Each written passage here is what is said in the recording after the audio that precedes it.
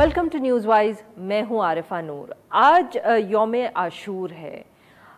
कुर्बानी का दिन भी इसको कहा जा सकता है। एक बड़े कौज़ के लिए इंसानी अज़म के इजहार के तौर पे भी दिन ये याद रखा जाता है।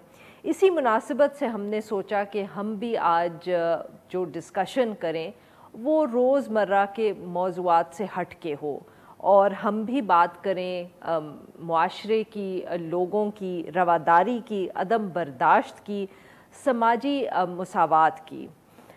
ये भी अहम है कहना कि ये डिस्कशन हम एक ऐसे वक्त पे कर रहे हैं जब कुछ ही दिनों के बाद हम अपनी जो 75th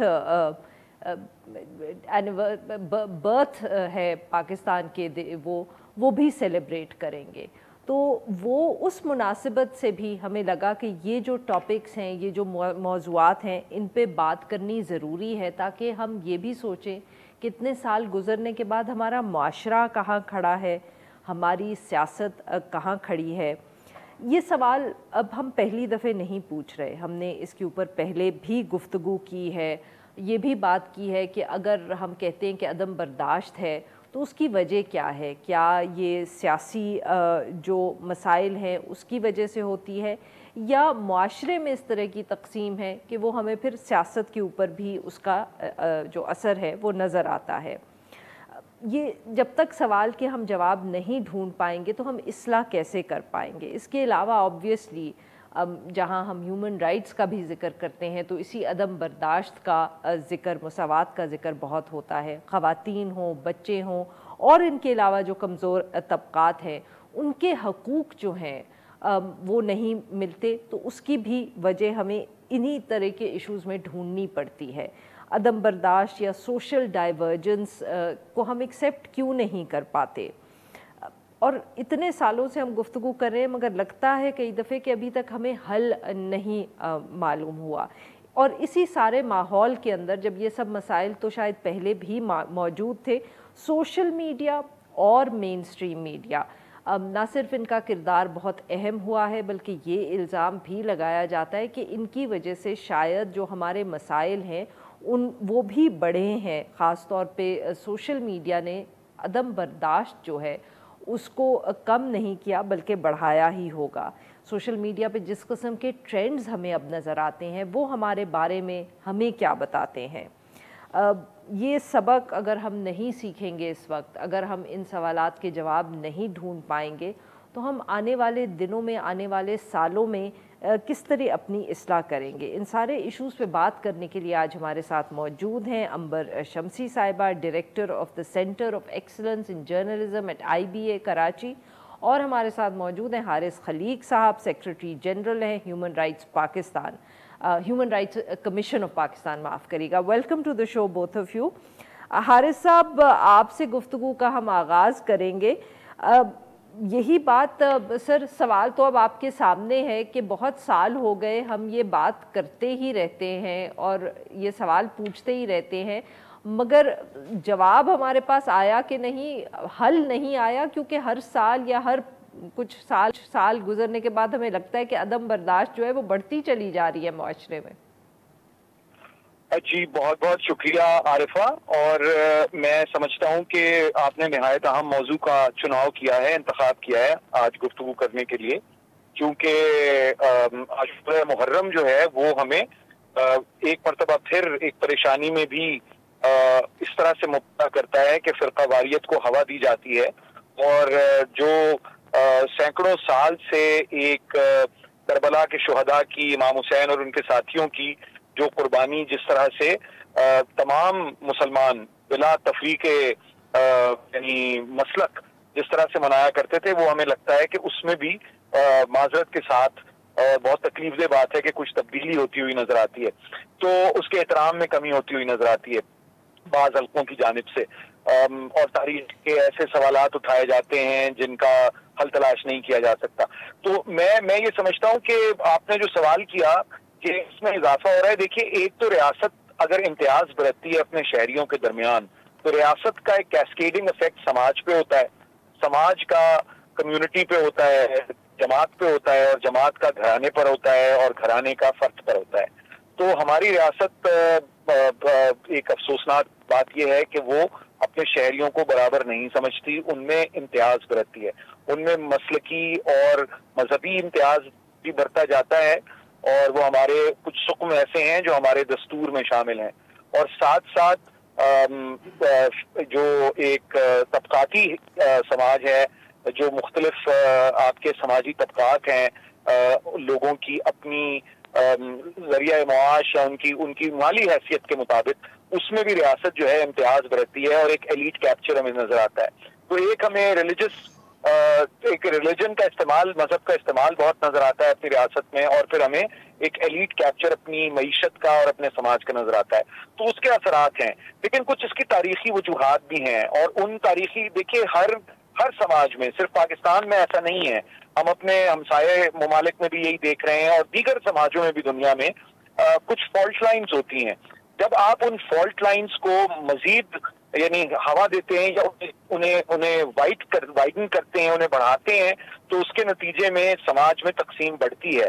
تو وہی ہمیں ہوتا ہوا نظر آ رہا ہے، اور مجھے تو لگتا ہے کہ اس کے پیچھے ویسٹڈ انٹرسٹ ہے جو یہ دیکھتا ہے کہ کچھ لوگوں کو اس کا فائدہ ہوتا ہے، کچھ لوگوں کو فساد کا، فرقہ واریت کا، عدم برداشت کا، اس کی اپنی ایک اکانومی ڈیولپ ہو گئی ہے، اور اس کا کچھ لوگ فائدہ اٹھاتے ہیں.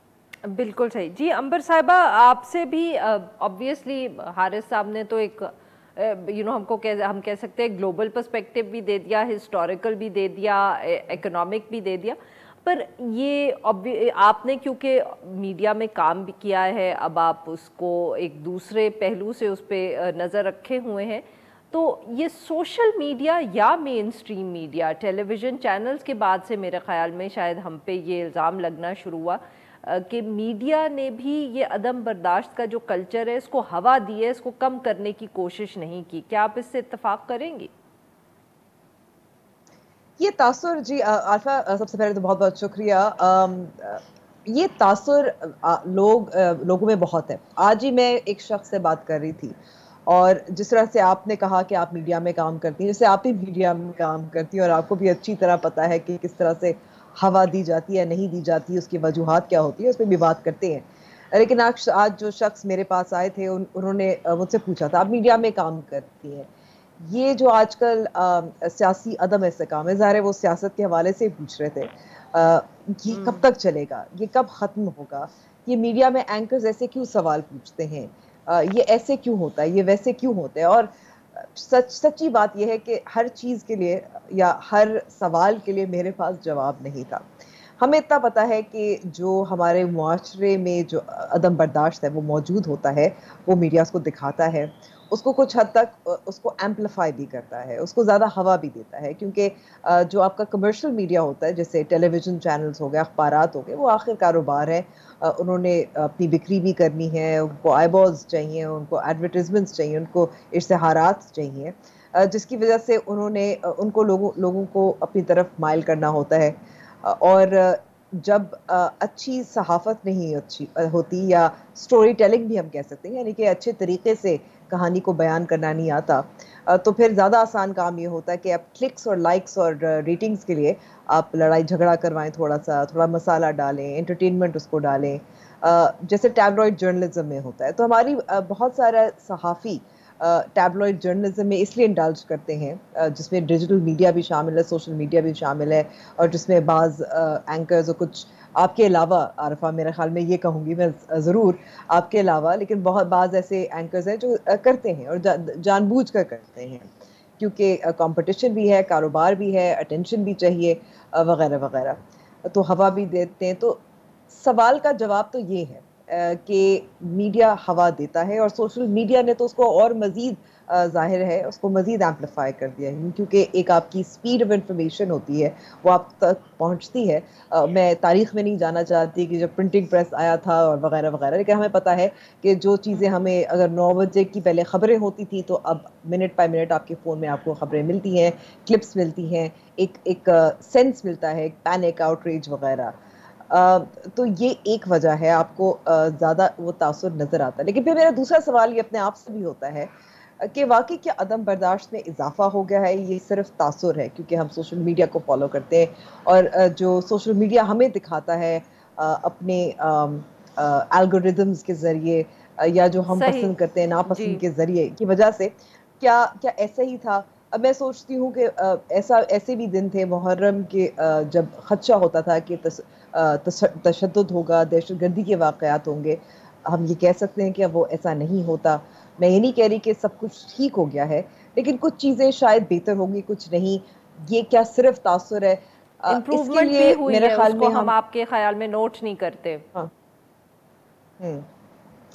جی، تو جو میں کہنا چاہ رہی تھی کہ شاید کچھ ملا جلا ہے، شاید کچھ ہم اپنا تاثر پکا ہو جاتا ہے میڈیا اور سوشل میڈیا کے ذریعے، کیونکہ وہ وہی چیزیں دکھاتا ہے جو زیادہ ہم کو مائل کرتی ہے ان کی طرف، یعنی کہ آؤٹریج ہو گیا، لڑائی جھگڑا ہو گیا، تصادم ہو گیا وغیرہ وغیرہ.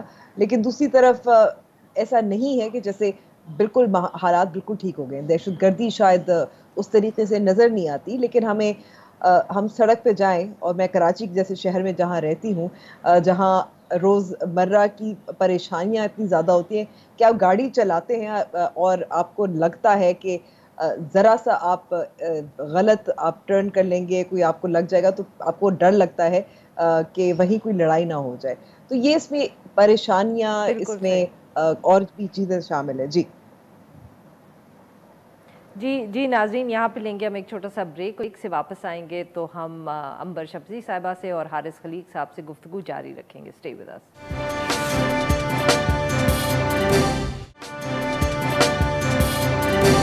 ویلکم بیک ناظرین. ہم گفتگو کریں حارث خلیق صاحب سے اور عنبر شمسی صاحبہ سے، اور ہم ان سے بات کر رہے ہیں معاشرے کے حوالے سے، عدم برداشت کے حوالے سے. حارث صاحب، بہت ایک اہم نقطہ اٹھایا عنبر شمسی صاحبہ نے. اگر میں اس کو اس طرح کروں کہ انہوں نے ایک فرق کیا ہے تھوڑا سا، کہ ایک جو عدم برداشت معاشرے میں ہوتی ہے، دوسرا جو ایک تشدد کا ایلیمنٹ ہوتا ہے. تشدد کا ایلیمنٹ، جیسے انہوں نے بالکل صحیح فرمایا کہ وہ اس میں تو کمی آئی ہے. اگر ہم تھوڑا سا پیچھے دیکھیں، جو 2007-8 میں ملک کی حالت تھی اور جو اس وقت حالت ہے، can we make this distinction? And اگر یہ ہم فرق کر سکتے ہیں تو کیا ہم اس بات پہ can we see it as a small victory کہ یہ جو تشدد تھا، جو وائلنس تھا ہمارے معاشرے میں، اس میں تو ہمیں کچھ کمی نظر آئی ہے؟ دیکھیے، عنبر کی بات میں اس حد تک حقیقت ضرور ہے کہ جو دہشت گردی ایک بڑے پیمانے پر سیاسی بنیادوں پر جو منظم دہشت گردی تھی، اس میں کمی آئی ہے. لیکن دیکھیے، یہ سٹیجز ہوتے ہیں. جو ایک شدت پسندی، کٹر پن اور شدت پسندی جو ہے وہ عدم برداشت کو فروغ دیتا ہے، اور عدم برداشت تشدد کی طرف لے کے جاتی ہے. تو یہ اس تشدد کے بعد جو جس دہشت گردی کا ہم حوالہ دے رہے ہیں، وہ تو ایک آرگنائز، وہ رائٹنگ تو نہیں تھی، وہ لوگ آپس میں تو نہیں لڑ رہے تھے، وہ تو ایک آرگنائز فورسز تھیں جن کے ساتھ پاکستان نے مطلب ان سے نبرد آزما ہوئی پاکستان کی سیکیورٹی ایجنسیز، پاکستان کی لا انفورسنگ ایجنسیز، اور اس میں ہم نے کامیابی حاصل کی کسی حد تک. لیکن میں نہیں سمجھتا کہ اس کے نتیجے میں عدم برداشت میں کسی قسم کی کوئی کمی آئی ہے. اس میں ہمیں اضافہ ہی نظر آتا ہے، اور اس کی میں بے شمار مثالیں آپ کو دے سکتا ہوں، کیونکہ میرے کام میں روزانہ کی بنیاد پر ہمیں ایسے واقعات کا پتہ چلتا ہے جس میں کسی اور مسلک سے تعلق رکھنے والے خاندان پر کوئی حملہ ہو جاتا ہے یا ان کے خلاف پرچے درج ہو جاتے ہیں. یہ سب ہمیں روز ہوتا ہوا نظر آتا ہے، اور اس میں ایک اضافہ نظر آتا ہے. ساتھ ہی میں سمجھتا ہوں کہ ہمارے ہاں جو میں نے پہلے بات کی کہ جو لوگ انفلوئنسرز ہیں، جو یعنی رائے سازی کرتے ہیں، یا جن کا تعلق جو ہے وہ ایسے یعنی ریاست کے اداروں سے ہے یا حکومتی اداروں سے ہے یا سیاسی جماعتوں سے ہیں، جو رائے سازی کرتے ہیں یا لوگوں کو انفلوئنس کرتے ہیں، ان کے ہاں اگر آپ دیکھیں تو ان کے ہاں مسلسل کسی نہ کسی شکل میں آپ کو اس عدم برداشت میں اضافہ ہوتا ہوا نظر آتا ہے، اور ایک کنفیوژن نظر آتا ہے. مثال کے طور پر عنبر نے آپ کو کراچی کی مثال دی. میں ابھی لاہور واپس پہنچا ہوں کراچی سے، اور لاہور کے ایئرپورٹ پہ پوسٹرز لگے ہوئے ہیں جس میں لکھا ہوا ہے کہ ہٹلر جو ہے मोदी जो है, नरेंद्र मोदी भारत के वजीर आजम, वो हिटलर के फुट स्टेप्स में उनके नक्शे कदम पे चल रहे हैं, नक्शे कदम पर चल रहे हैं। अब ये बात बिल्कुल दुरुस्त है, मगर साथ साथ मुझे ये भी मालूम है, और ये आपके भी इल्म में होगा, कि पाकिस्तान में बेशुमार ऐसे समझदार, जीरक, फहीम, पढ़े लिखे लोग हैं जो ये कहते हैं कि हिटलर ने होलोकॉस्ट में यहूदियों के साथ यूरोप में बिल्कुल दुरुस्त किया। तो मुझे ये समझ में नहीं आता कि ये किस किस्म का कंफ्यूजन है कि एक तरफ आपके यहाँ जो लोग राय बना रहे हैं वो ये कह रहे हैं कि हिटलर ने यहूदियों के साथ होलोकॉस्ट में बिल्कुल दुरुस्त किया, और साथ ही वो कह रहे हैं कि मोदी जो है वो हिटलर के नक्शे कदम पे चल रहा है। तो ये इस किस्म की कंफ्यूजन्स भी हमारे समाज में और हमारे इर्द गिर्द बहुत ज्यादा हैं, और इसमें एक बड़ी संजीदा मेरा ख्याल है मुकालमे की जरूरत है पाकिस्तान में। अंबर साहबा, ये जो ऑब्वियसली हारिस साहब ने बात की, तो कई दफ़े ये लगता है कि जैसे शायद थोड़ा सा मसला ये भी है कि हमारे यहाँ अगर हम देखें तो बहुत सारी जो हमारी जिसको कहते हैं ना अंग्रेज़ी में सोसाइटल रिलेशनशिप्स, हम उसको तशद्दुद के थ्रू ही मैनेज करते हैं। ये ऑनर किलिंग्स की जो ट्रेडिशन हो गई, उसको और क्या कहें, या आप वो जिरगा सिस्टम जो होता है रिवेंज का, तो क्या ये भी इसमें एक इशू है आपके ख़्याल में कि हमारे यहाँ जो कुछ ज़्यादा रवायती हिस्से हैं मुआशरे के, उनमें तशद्दुद जो है वो इस्तेमाल होता है रिलेशनशिप्स को और मुआशरे को मैनेज करने के लिए? ये आपने बहुत अच्छा सवाल किया आरफा, क्योंकि जो तशद्दुद क्यों इस्तेमाल होता है, तशद्दुद इसलिए इस्तेमाल होता है क्योंकि एक फ़र्द होगा, एक ग्रुप होगा जो या तो अपने आप को कमज़ोर समझेगा और वो ताकत का इस्तेमाल करने की कोशिश करेगा हालात को अपनी तरफ कंट्रोल करने के लिए। Essentially it's tool of control, ये जो तशद्दुद होता है या ताकत का इजहार होता है। जैसे अब हम दहशत गर्दी या शिद्दत पसंदी की बात की थी हारिस साहब ने, और बिल्कुल उन्होंने दुरुस्त डिस्टिंक्शन की कि अदम बर्दाश्त रहता है, ऐसा नहीं है कि उसको हमेशा उसका इजहार जो है तशद्दुद के ज़रिए ही हो। लेकिन दूसरी तरफ हम उसका रिवर्स में भी हम देखें कि दहशत गर्दी या शिद्दत पसंदी उसका इजहार ताकत पे क्यों होता है, क्योंकि वो अपने आप को अगेन ताकतवर जाहिर करना चाहते हैं, may be beyond their numbers, उनकी तादाद शायद इतनी ना हो लेकिन वो दहशत फैलाते हैं, और उससे ये जाहिर होता है कि उनकी तादाद कम है लेकिन उनके पास ताकत ज़्यादा है। सो एसेंशली आई थिंक इसकी मीन्स ऑफ कंट्रोल है, मीन्स ऑफ पावर है, जो वायलेंस होती है। फिर हम ये देखते हैं कि उसको वायलेंस को कैसे कम किया जाए, उसको कैसे कंट्रोल किया जाए। फोर्स ज़ाहिर रियासत के पास इख्तियार होता है और वो इस्तेमाल भी करती है दहशतगर्दी की शक्ल में, लेकिन दूसरी तरफ हम देखिए अगर इंसाफ आपको नहीं मिलता, फराहम नहीं होता, आपको लगता है कि आपको और तरीका नहीं मिलेगा, तो फिर आप ये भी एक वजह होती है कि आप तशद्दुद का रास्ता इख्तियार करते हैं या करती हैं, इसलिए क्योंकि आपके पास एक अदालतें शायद आपको वहाँ से इंसाफ ना मिल सके। सो वेरियस रीजंस जो आपको नज़र आता है कि तशद्दुद तक बात पहुँच जाती है। हम देखते हैं अक्सर कि जब लगता है कि कोई चोरी कर रहा हो तो फिर एक मजमा जमा हो जाता है और फिर उसको मार पीट करता है। अगर हम देखते हैं कि खातून हो और आप उसको कंट्रोल नहीं कर पाते क्योंकि उनके पास वो जो खातून जिसका आपने गैरत के नाम पर कत्ल की बात की, वजह क्या होती है? वजह ये होती है क्योंकि उनको लगता है कि वो उनके कंट्रोल से बाहर हो रही है, तो उनको किस तरह से कंट्रोल किया जाए तशद्दुद के ज़रिए, ताकि बाकी के लिए भी सबक मिले। मुझे अभी तक याद है मैंने एक स्टोरी की थी कुछ साल पहले जिसमें एक वालिद और चचा ने मिलकर अपनी जो वालिद थे उनकी अपनी बेटी पर गैरत के नाम पर कत्ल करने की कोशिश की थी। तो मैंने जब उनसे सवाल पूछा था कि आपने क्यों किया, तो जवाब यही था ताकि बाकियों को भी सबक मिले। सो ये दीज आर वेरियस रीजंस जो आपको वायलेंस जो नज़र आती है, and this is where it goes as well. सही जी नाज़रीन, यहाँ पे लेंगे हम एक ब्रेक, और जब हम ब्रेक से वापस आएंगे अपने मेहमानों से गुफ्तगू जारी रखेंगे। Stay with us.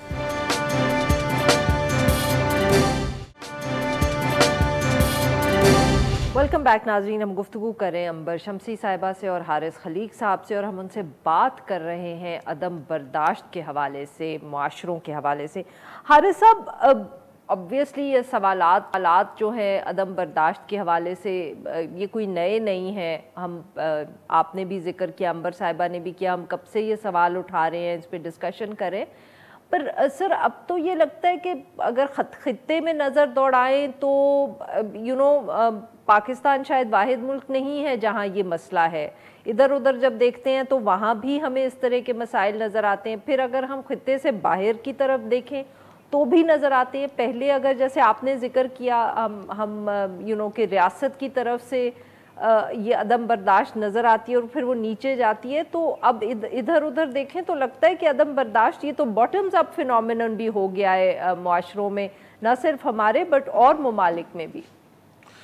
جی بالکل ہو گیا ہے, اور خاص طور پر جو ہمارا خطہ ہے وہ اس کا سب سے زیادہ شکار ہے. اور میں تو بہت, جیسے میں نے پہلے آپ کو مثال دی, میں نے اس پہ حیرت کا اظہار کیا اس کنفیوژن کا, کہ اب میں آپ کو بتاؤں کہ بھارت میں اس وقت جو مذہبی اقلیتوں کی طرف ان کا رویہ ہے اور وہ پھیلا دیے, لیکن دیکھیے وہ بھی ہوا ایسے ہی کہ جو جن سنگھ کا RSS کا پورا نظریہ تھا وہ پہلے اس کی ایک پولیٹیکل شکل میں وہ بھارتیہ جنتا پارٹی, پھر بھارتیہ جنتا پارٹی آہستہ آہستہ بڑھتے بڑھتے نریندر مودی اور یوگی آدتیہ ناتھ تک پہنچی, اور پھر اس کے نتیجے میں آپ یہ دیکھیں کہ مسلمانوں کے ساتھ اور جو دیگر مسیحی یا دیگر مذاہب کے ماننے والے بھارت میں ہیں ان کی طرف کیا رویہ ہے, اور وہ بات گلی گلی تک پہنچ گئی ہے. تو یہ میں سمجھتا ہوں کہ بہت ہی ایک آپ کو نظر آتا ہے کہ ہندوستان پاکستان میں خاص طور پر یہ بہت زیادہ اس میں اضافہ ہوا ہے.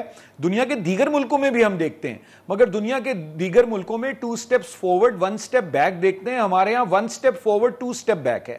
اور یہ پاکستان میں بھی, لیکن ہم چونکہ ہمارا جو کنسرن ہے وہ اپنا ملک ہے, ہمارا کنسرن پاکستان زیادہ ہے, تو ہمیں تو فکر پاکستان کی زیادہ ہے, اور ظاہر ہے کہ ہم اس کی بھی بالکل یعنی مذمت کرتے ہیں جو بھارت میں ہو رہا ہے. مگر ایک اور بات آپ دلچسپ دیکھیں کہ جب ساجد جاوید یا رشی سناک صاحب جو ہیں وہ برطانیہ کے وزیر اعظم بننے کی دوڑ میں شامل ہوتے ہیں تو ہندوستان پاکستان دونوں جگہ لوگ بڑی خوشیاں مناتے ہیں. اور کیا یہ پاکستان میں ممکن ہے کہ پاکستان کا کوئی غیر مسلم یا بھارت میں کوئی غیر ہندو ملک کا وزیر اعظم کی دوڑ میں شامل ہو سکے؟ پاکستان میں تو خیر کانسٹیٹیوشن میں ہی لکھا ہوا ہے کہ غیر مسلم جو ہے وہ پاکستان کا نہ صدر ہو سکتا ہے نہ وزیر اعظم ہو سکتا ہے. تو یہ دیکھیں نا, یہ کچھ عجیب باتیں ہیں, اور اس کنفیوژن کو, اور میں اس کو تو اب ظاہر ہے کہ وقت نہیں ہے اور بہت زیادہ ہسٹوریسائز نہیں کرنا چاہیے, مگر یہ جو 47 کا جو پارٹیشن ہے انڈین سب کانٹیننٹ کا, اس کا جب تک کلوجر نہیں ہوگا, اس کو جب تک ہم ریزالو نہیں کریں گے ایک ٹروتھ اینڈ ریکنسیلیشن کے ذریعے سے, اس وقت تک یہ معاملات حل نہیں ہوں گے, عدم برداشت بڑھے گی دونوں ملکوں میں. امبر صاحبہ آپ اس بات سے اتفاق کریں گی کہ یہ کچھ نہ کچھ جو عدم برداشت ہمیں اپنے ملک میں نظر آتی ہے, اس کا تعلق شاید ہماری تاریخ سے بھی ہے, یا میں جس طرف کہ جو سوال پوچھنے کی کوشش کری تھی وہ تھوڑا مختلف تھا کہ یہ کیا ایک ورلڈ وائڈ فینومینن ہو گیا ہے, کیا اس کی وجوہات بھی پاکستان, بھارت, یا ہم دیکھیں امریکہ جیسے ممالک میں جو اس وقت عدم برداشت نظر آ رہی ہے, does it have similar root causes?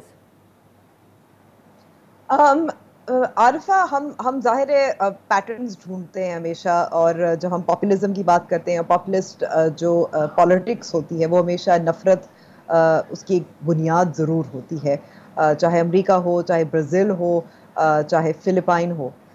تو اس پہ کوئی شک نہیں ہے کہ پاکستان میں بھی جو پاپولسٹ پالیٹکس ہے وہ بھی ہوا دیتی ہے, وہ تقسیم کو فروغ دیتی ہیں, وہ نفرت کو فروغ دیتی ہیں.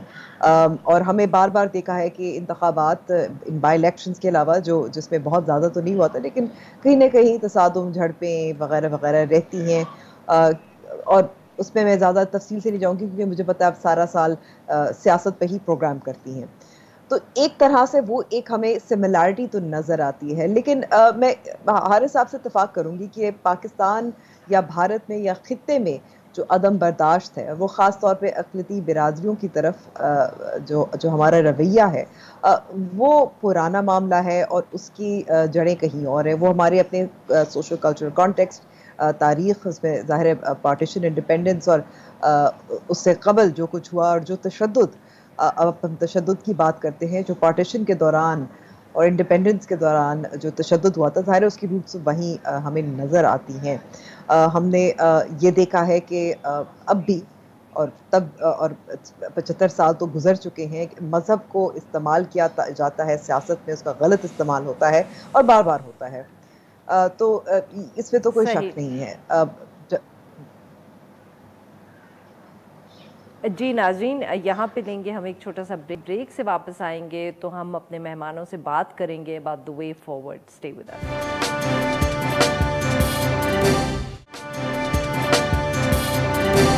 ویلکم بیک ناظرین. ہم گفتگو کر رہے ہیں عنبر شمسی صاحبہ سے، حارث خلیق صاحب سے، اور ہم ان سے بات کر رہے ہیں معاشروں میں، خاص طور پہ ہمارے اپنے معاشرے میں جو عدم برداشت ہے. جی حارث صاحب، سر اب پروگرام کیونکہ ہم کلوزنگ کی طرف لے کے جا رہے ہیں تو مسئلہ تو ہے ہی صحیح، کیا ہمارے پاس کوئی حل ہے اس کا؟ کیا ہم کوئی امید کر سکتے ہیں کہ اگر ہم کوئی طریقہ ہے اس کو بہتر کرنے کا صورتحال کو؟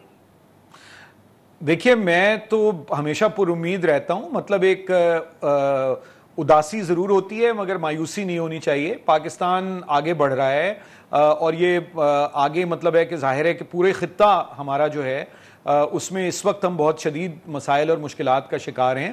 لیکن سب سے پہلے جو اس میں قدم ہے وہ یہ کہ ہماری جو ریاست اور جو حکومت بناتی ہیں سیاسی جماعتیں، ان کو مکمل طور پر کسی بھی قسم کا مذہبی، نسلی، لسانی، علاقائی، طبقاتی جو امتیاز ہے اسے ختم کرنا ہوگا. اور جو بالکل درست بات کی عنبر نے کہ مقبولیت پسند سیاست جو ہوتی ہے، پاپولسٹ پالیٹکس جو ہوتی ہے، جو اس کے نتیجے میں پاکستان میں عدم برداشت میں اضافہ ہوا ہے، اور بھارت میں بھی اضافہ ہوا ہے کیونکہ مودی بھی پاپولسٹ لیڈر ہے، اور ہماری بھی مطلب جو پچھلی حکومت تھی خاص طور پر، مگر اس کے علاوہ جو باقی لوگ انہیں فالو کر رہے ہیں معذرت کے ساتھ، اسی قسم کی پاپولزم ہمیں نظر آتی ہے. اور جو بورس جانسن کا فینومینن بھی یہی تھا، ٹرمپ کا، بولسونیرو کا، ڈوٹیرٹے، اور ڈوٹیرٹے کے بعد فلپینز میں تو دلچسپ ترین بات یہ ہے کہ ان کا جو ایک بہت ہی ایک خراب ڈکٹیٹر تھا مارکوس، ان کے صاحبزادے اقتدار میں آ گئے. تو دنیا میں ایک ریورس گیئر سا تو ہمیں لگتا ہے کہ ریسزم کے حوالے سے بھی اور مسوجنی کے حوالے سے بھی یہ کچھ ریورس گیئر تو ساری دنیا میں لگا ہے. مگر ہمارے ہاں میں یہ سمجھتا ہوں کہ ہماری جو سٹیٹ ہے اور ہمارے جو ذمہ دار سیاسی جماعتیں اور ذمہ دار طبقات ہیں، ان کو سر جوڑ کر بیٹھنا ہوگا اور چھوٹے چھوٹے سیاسی مفادات کے لیے عدم برداشت کو یا کسی کو بھی ٹارگٹ کرنا، کسی بھی کمیونٹی کو، کسی بھی گروہ کو ٹارگٹ کرنا، اس کا مکمل طور پہ نہ صرف خاتمہ ضروری ہے بلکہ اس کے خلاف قانونی کارروائی کی جانا، تادیبی کارروائی کی جانا بھی بہت ضروری ہے. یہ پہلا سٹیپ ہے. اور دوسرے سٹیپ میں ہمیں اپنا نصاب درست کرنا ہے.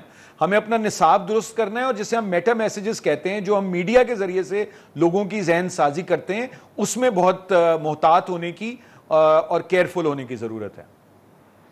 جی عنبر صاحبہ، آپ سے بھی یہی سوال کہ آپ کے خیال میں کوئی حل ہے، اور اگر ہے تو کیا ہے، یا بہتری لانے کے لیے کیا طریقہ ہے؟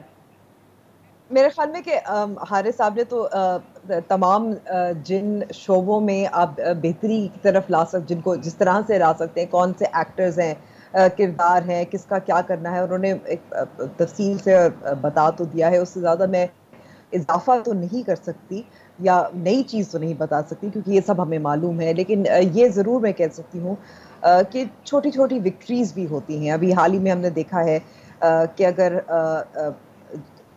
مثال کے طور پر ایک ڈسکریمنیشن ہوتی تھی امپلائمنٹ کے حوالے سے، ملازمت کے حوالے سے، کہ جب بھی کہا جاتا تھا کہ جب ایک ایسی سویپر کی نوکری آتی تھی تو ہمیشہ لکھا جاتا تھا خاص کہ صرف جو مسیحی برادری سے جن کا تعلق ہے وہی اس نوکری کے لیے اپلائی کرے. تو یہ ایک وکٹری ہے کہ اس وقت حکومت، میرے خیال میں حکومت پنجاب اور national commission of human rights جو ہے، انہوں نے مل کر اس کا خاتمہ کیا ہے، اس کو یقینی بنایا کہ اس قسم کی ڈسکریمنیٹری پوسٹ نہ ہو.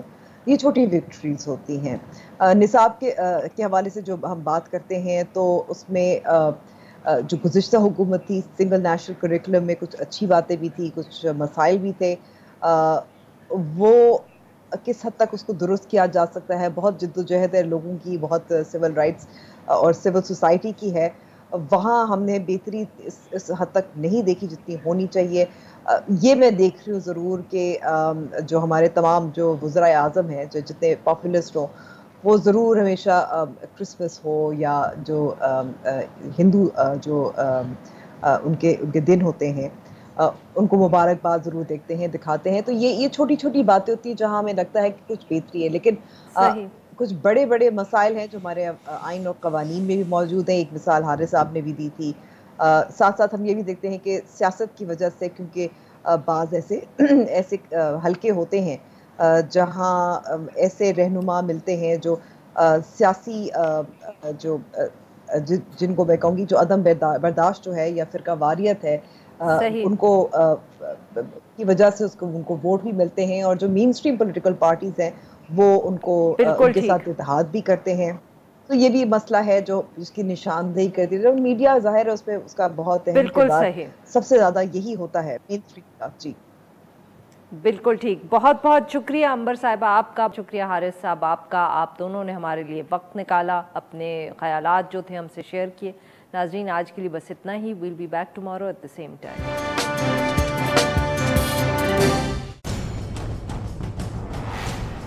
हर पीर से जुमे अपना पसंदीदा शो न्यूज़ वाइज यूट्यूब पर देखने के लिए डॉन न्यूज़ के ऑफिशियल चैनल पर आएं और सब्सक्राइब करना मत भूलें। बेल आइकॉन को प्रेस करें।